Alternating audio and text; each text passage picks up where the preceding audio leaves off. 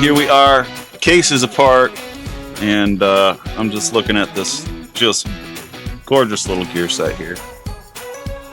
I love gears.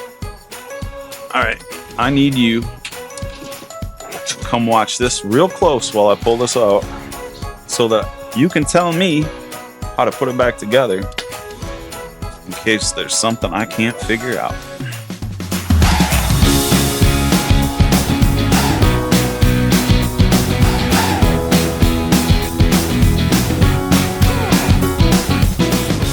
Alright, the engine's all apart, and it's time to get it in the power washer, wash it all out, and make sure that there's no residual little metal chunks from those gears. I think I found most of the big chunks, but there's always some little stuff in there. And but come here, you gotta watch me do this so that I know how to put it back together. Alright, I didn't look close enough at this shifting drum, these shift forks. So they have these little clips that you have to take out to get those pins out now. The one with the pull side looks to be the fatter shift fork, and the bottom side, the case side, looks like it is the thinner one. And they're both of the forks are oriented to the inside. So, all right, that's how that goes. Let's take it apart.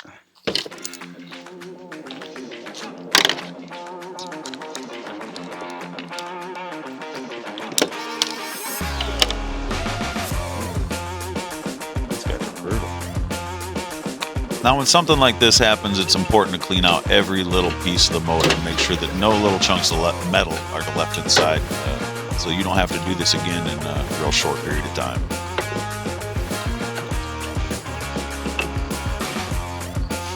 Alright, time to reassemble this old girl. So we are going to start with the clutch, and this is a pretty cool little clutch. I've never worked on one of these before. I was curious of how it works, and you know, now I know. You know, it's pretty cool. So come in here and check this little thing out. Alright, I hope the fan noise isn't too much, but I gotta have some wind blowing because it is 1,000,000 degrees today and the humidity is awful. But here we are. Here's our little clutch setup. So take these springs off here and show you real quick underneath. So when it spins, centrifugal force causes these weights to move and engage with and drive the old transmission. So that's pretty cool. I never really realized how that engaged. So that's that. And we have to put our clutch springs on these posts. There's some liquid down in that hole there, since I used water out of there. Yeah, that's fine. Okay, so we put our springs on the posts with the threaded holes, and then we can slide our basket over top of it, making sure that the ones with the springs line up with these, and these other posts line up with these slotted holes. And then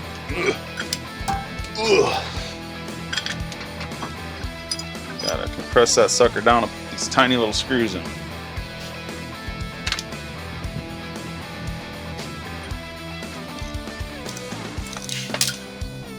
Okay, that was sweet. Whew.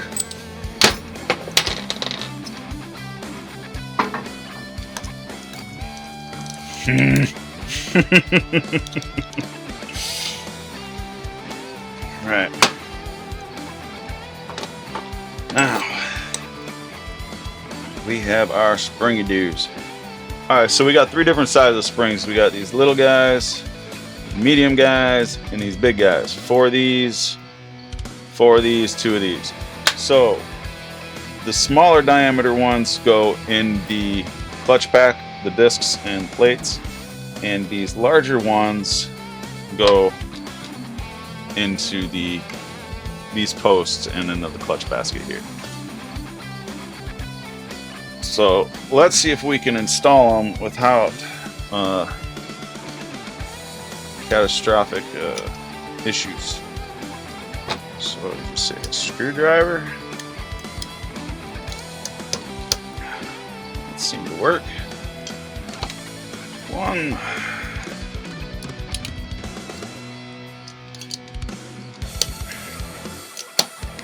Woo.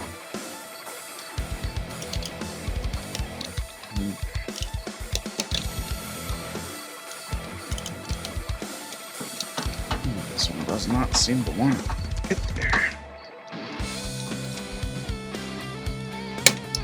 Woo. I'm so afraid of this thing popping out, flying across the room. Put something there to catch it. Boom, number 2. All right, all right. We're doing good here.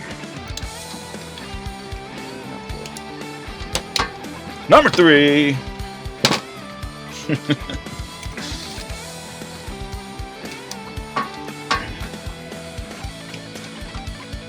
Number 4. All right.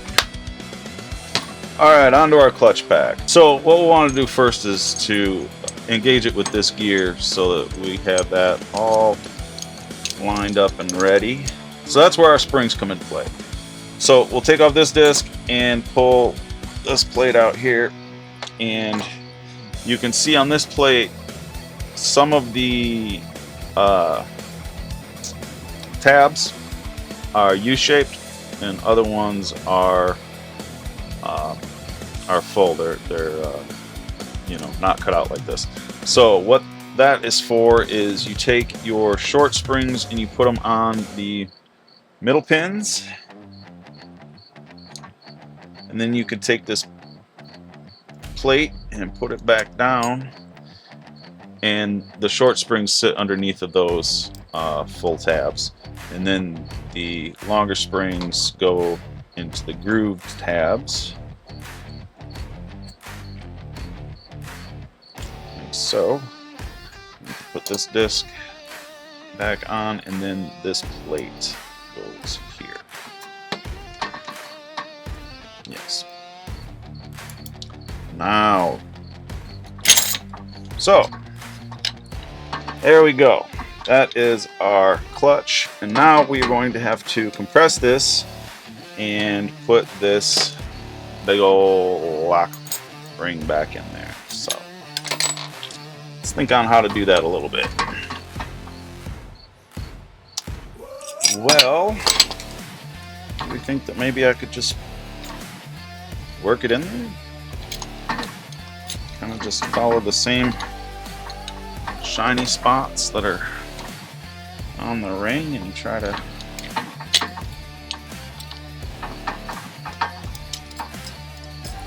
put it in the same orientation.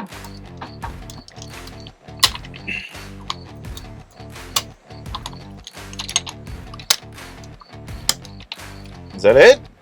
Seriously? That's it?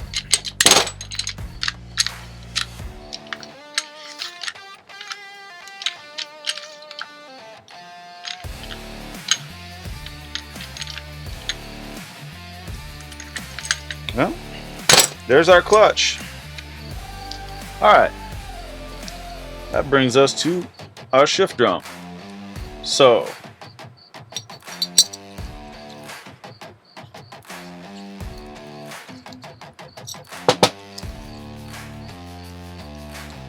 lubed up pretty good. Alright, make sure you lube it up real good. And then, let's see, I think it's this one here and this one here.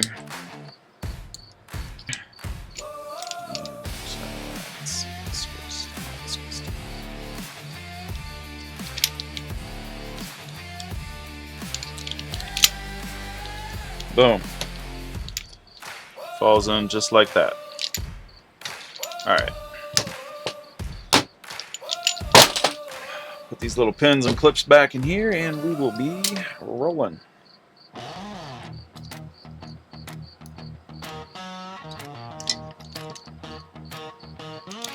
Number 2. Alrighty. So,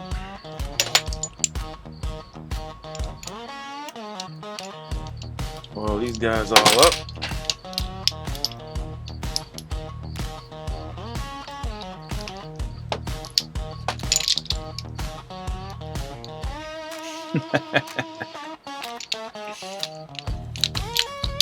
All right, like so, and in we can go.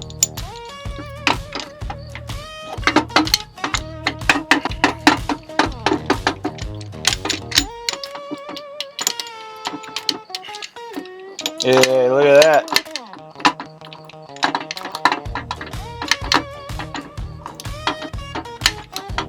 Fantastic. All right. Fantastic. Wow. These bearings are good oiling. My own special blend of assembly lube. It's got the good stuff.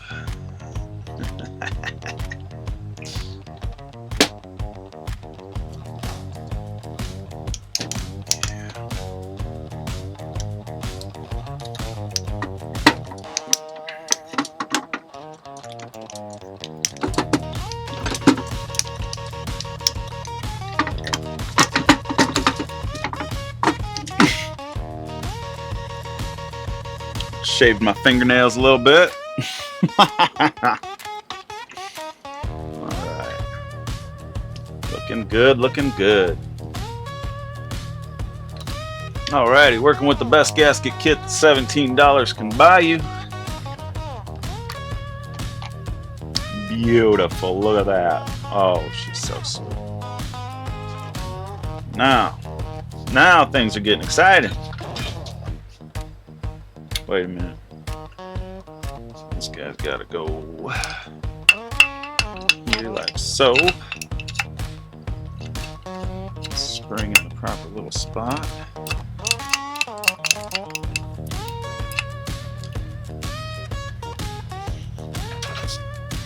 And then we can kick and return, kick and return. All right.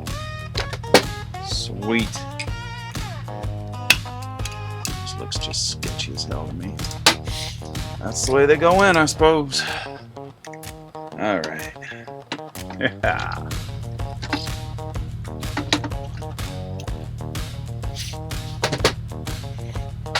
Let's go to the little taps around the edges.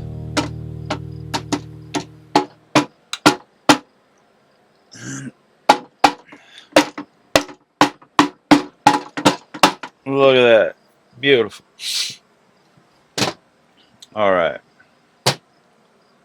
Let's tighten her down. Over here.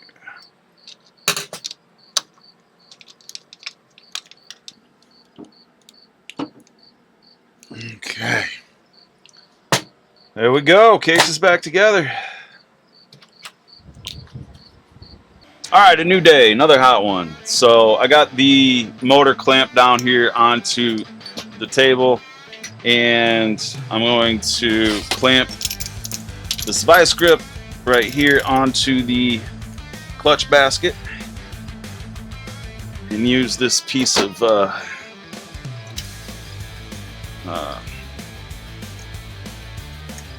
wood here as a stop so that I can put the proper amount of torque on this. I believe it is 60 foot-pounds. Let me double check that here real fast. 60 foot-pounds. All right.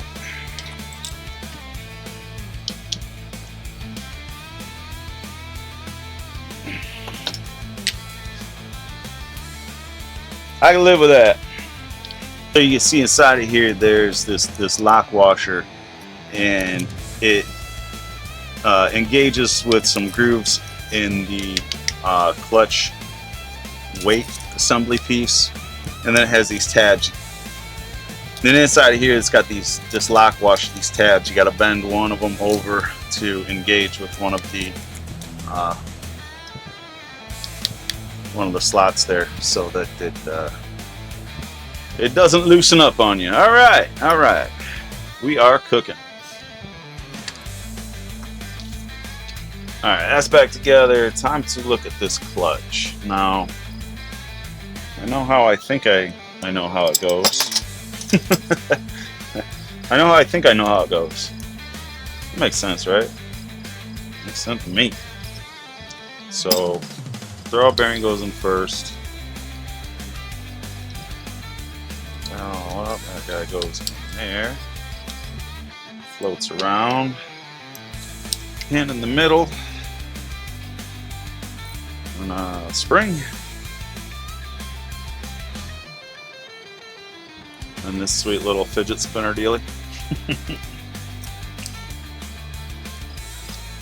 Okay. Now we can put on our shift lever. Or I guess that's a clutch lever. So this is really a cool setup. I didn't understand how it worked before I got into it. And that's why I like working on stuff.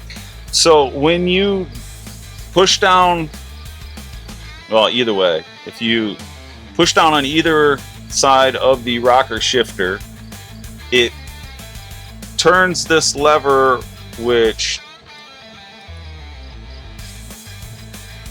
turns this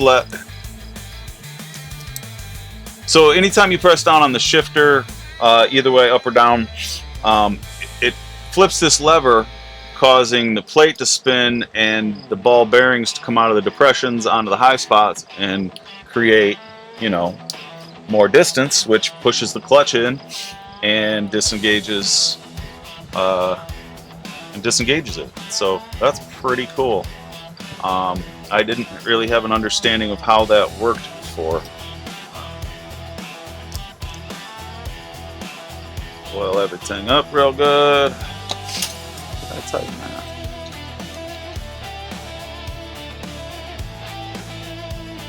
Yep.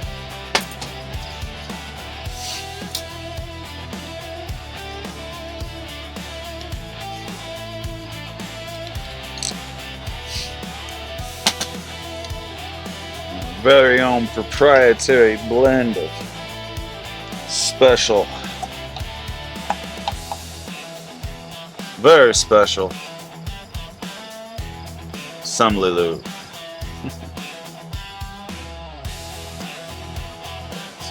Yes. Alright. Now we can seal this side up. Isn't that crazy? Let's double check diagrams first. You gotta be sure, you know? Alright, everything looks good. Let's put this side cover back on.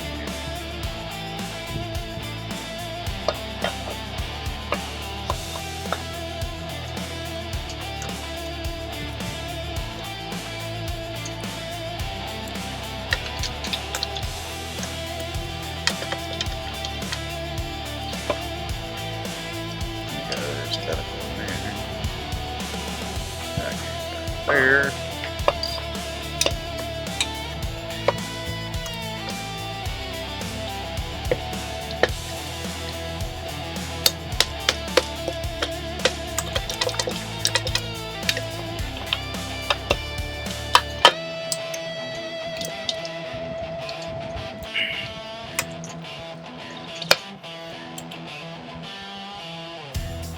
Alrighty.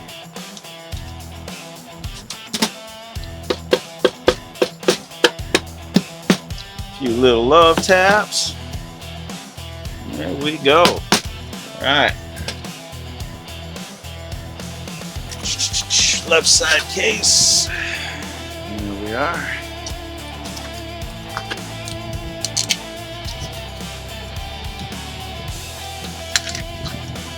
Alright. We are about to put our cylinder back on, but we have to make sure that the rings are properly clocked. So we want to make sure that our top ring here, the gap is that way,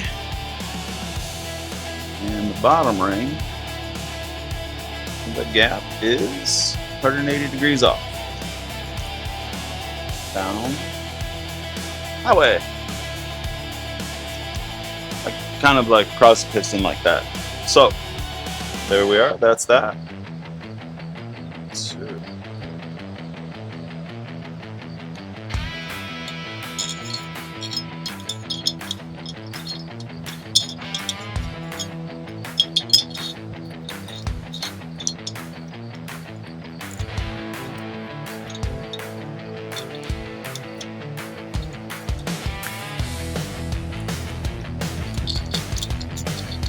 Ugh.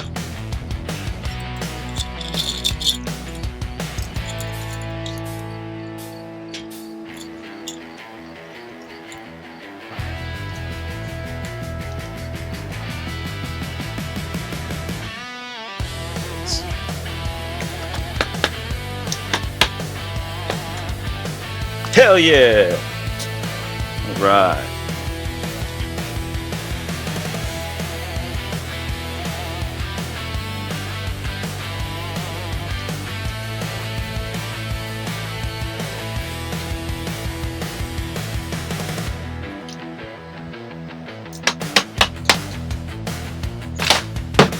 The fuck, dude?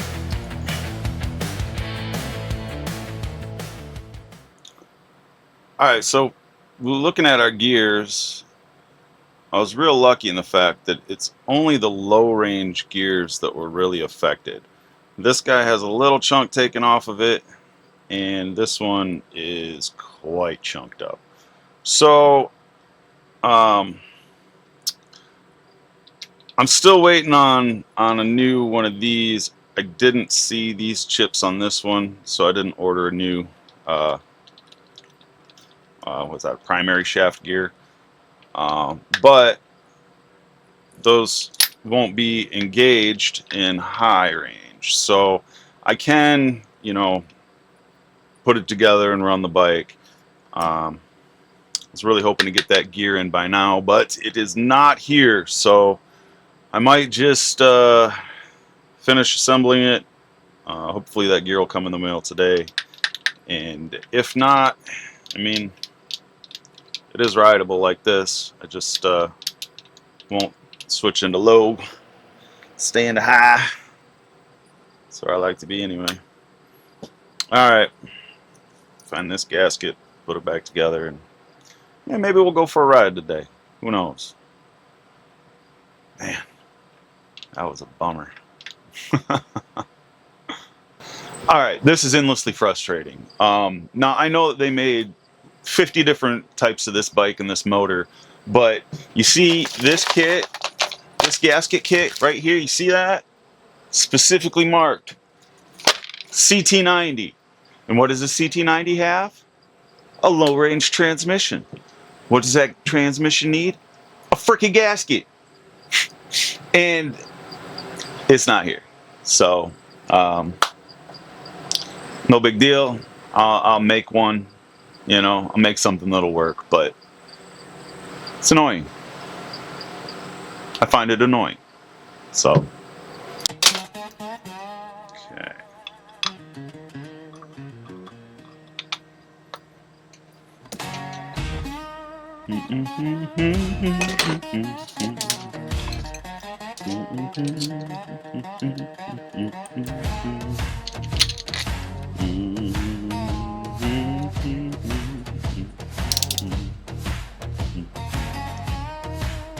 Alright, that'll be good for now.